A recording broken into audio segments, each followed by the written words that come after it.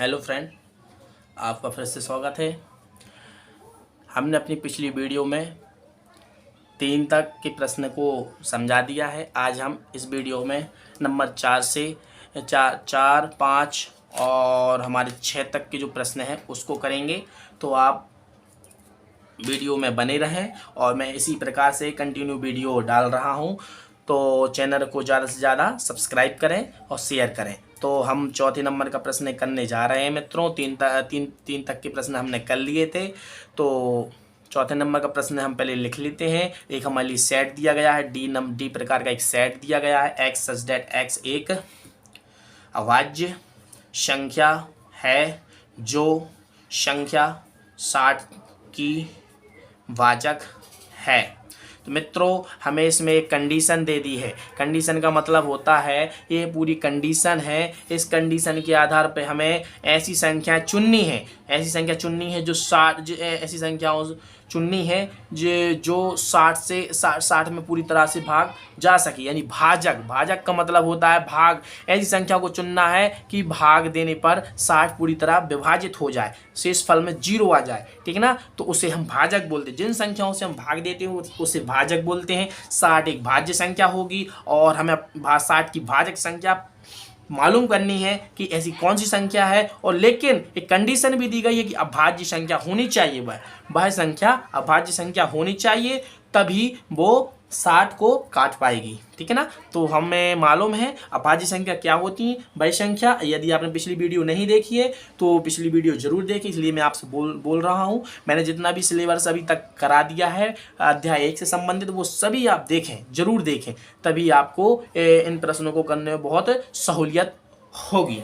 तो जैसा कि मैंने बताया है, इस प्रकार से हमें सभी प्रश्नों को एक डिजाइनिंग करना है।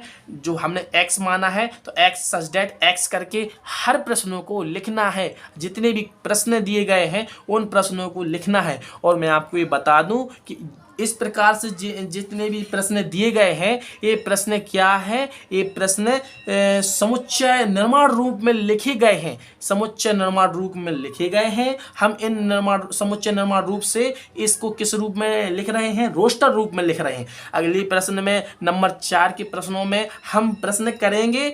हमें प्रश्न दिया होगा रोस्टर रूप में, और रोस्टर रूप से हम क्या करेंगे, समुच्चय का जो रोस्टर रूप है उन रोस्टर रूप से हम क्या करेंगे, समुच्चय निर्माण रूप में लिखेंगे, इस प्रकार के रूप में लिखेंगे, ठीक है ना। तो आप अच्छे से समझें। तो अब हम करते हैं। तो प्रश्न बोला है, चौथे नंबर का प्रश्न बोला है एक्स सच दैट एक्स एक अभाज्य संख्या है जो संख्या 60 की भाजक है। हमें भाजक संख्या ज्ञात करनी है। ऐसी भाजक ऐसी संख्या ज्ञात करनी है जो अभाज्य है। अभाज्य संख्या क्या होती है, वह संख्या जो स्वयं से कटे, एक से कटे और किसी और संख्या से ना कटे, उसे हम अभाज्य संख्या बोलते हैं। भाजक संख्या क्या है, भाजक संख्या जो किसी भी संख्या से कट जाए, किसी भी संख्या से भाग चला जाए, उसे हम क्या बोलते हैं, भाजक संख्या बोलते हैं। तो सॉरी, भाजक नहीं, भाज्य संख्या बोलते हैं। और तो हम करते हैं, हमें मालूम है कि सबसे पहली जो अभाज्य संख्या है, सबसे पहली अभाज्य संख्या क्या है, 2 3 5 7 11 17, इसकी 13 भी थी, 13 के बाद 17 हो गई, 19 19 23 29 और इसके आगे 31 37 के बाद 41 भी, 43 भी है और 47 भी है। 47 के बाद क्या है, 53 है। 53 के बाद 59 है। 59 के बाद है क्या है, 61 है। 61 के बाद क्या है, 67 भी है। 67 के बाद है 73। 73 के बाद है 79। 79 के बाद एक 83 भी है। 83 के बाद एक है संख्या 89। 89 के बाद एक संख्या है हमारी, क्या है वो संख्या है 97, ठीक। तो हमने 1 से लेकर 100 तक की अभाज्य संख्याओं को लिखा है। बस 1 से 100 तक की अभाज्य संख्याओं को लिखा है। अब इसके आगे भी अनंत संख्या होती हैं। आप सभी अपने खुद से ज्ञात करें अभाज्य संख्या। मैंने आपको निकालने का तरीका बता दिया है। वह संख्या जो स्वयं से कटे, एक से कटे और किसी और संख्या से ना कटे, ठीक है ना, उसे हम अभाज्य संख्या बोलते हैं। तो हमें ये बताना है कि संख्या 60 दी गई, जो प्रश्न में संख्या 60 है, इन संख्याओं में से कौन सी संख्या से भाग दें कि शेषफल में 0 आ जाए। शेषफल में 0 आ जाना चाहिए। तो जैसे हम 2 संख्या से भाग दें इसमें, तो शेषफल में क्या आता है, जीरो आ गया। तो संख्या एक हमारी संख्या दो चुन गई, दो संख्या अभाज्य है। इसी प्रकार से दूसरी संख्या क्या अभाज्य संख्या है, 60 में भाग देके देखते हैं, जीरो आ गया। तो दो के बाद तीन है, तीन के बाद संख्या पांच देखते हैं,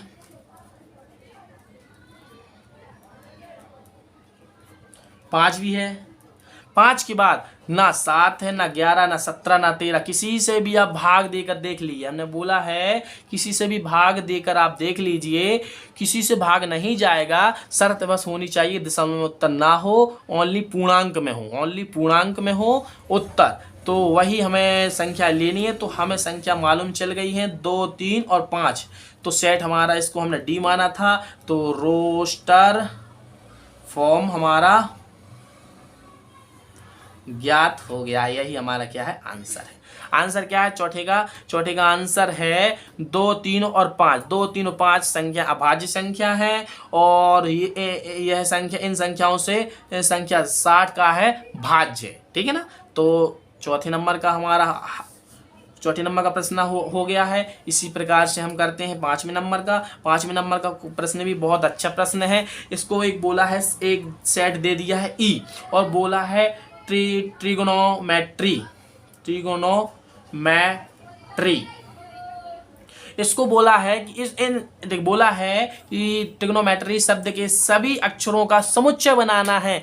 मित्रों, मैंने आपको बताना भूल गया था कि समुच्चय जब भी हम रोस्टर फॉर्म में संख्याओं को लिखते हैं तो हम कभी भी किसी संख्या को दोबारा नहीं लिखते हैं। दोबारा का मतलब होता है जैसा कि 1, 1, 2, 3, 4। तो आप देख सकते हैं मैंने 1 और 1 2 बार लिख दिया, तो मुझे 2 बार नहीं लिखना है, कभी भी नहीं लिखना है। रोस्टर फॉर्म में जब भी हम संख्याओं को लिखेंगे ना, तो कभी भी किसी संख्याओं को 2 बार नहीं लिखना है, चाहे कैसा भी हो, चाहे 1, 2, 3, 4, 5 ऐसा क्यों ना हो। इसमें देखो 4 संख्या 2 बार आ गई, तो ऐसा नहीं करना। इसको हम कैसा लिखेंगे, 1, 2, 3, 4 इतना और 5 इतना ही लिखेंगे, वही हमारा रोस्टर फॉर्म होगा, ठीक है ना।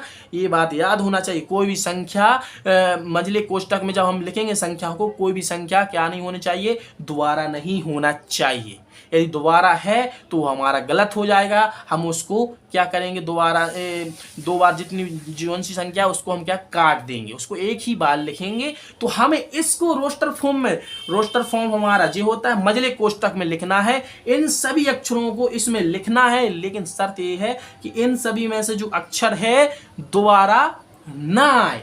तो हम लिखते हैं सेट हमारा ई है, तो ई सेट है, ई सेट को लेते हैं, रोस्टर फॉर्म बनाना है। तो प्रश्न था ट्रिग्नोमेट्री, तो इसको हमें लिखना है रोस्टर फॉर्म में। तो बस ये शर्त याद होनी चाहिए, कोई भी अक्षर इंग्लिश का वर्ड दोबारा ना लिखे। इसमें टी लिख गया, are, I, ji, O, W. अब यहाँ पर ओ है, 2 बार, एक बार लिख गया, तो अब हम ओ नहीं लिखेंगे। यही बात याद रखनी है, ठीक है ना। यही बात हमें याद रखनी है, कोई भी जो है ना शब्द दोबारा नहीं लिखना चाहिए, ठीक है ना। अब हमारा लिख गया ओ, इसके बाद हम लिखेंगे एम, एम के बाद ई। ई क्या लिखा है दोबारा, ई अभी तक दोबारा नहीं लिखा है, तो हम ई भी लिखेंगे। ई के बाद क्या है टी, टी हमने पहले ही लिख दिया है, तो टी हम नहीं लिखेंगे। इसके बाद क्या है आर, आर है ना ए, तो आर भी हम पहले लिख चुके हैं, तो वो भी नहीं लिखेंगे। इसके बाद क्या बाय आया, तो बाय।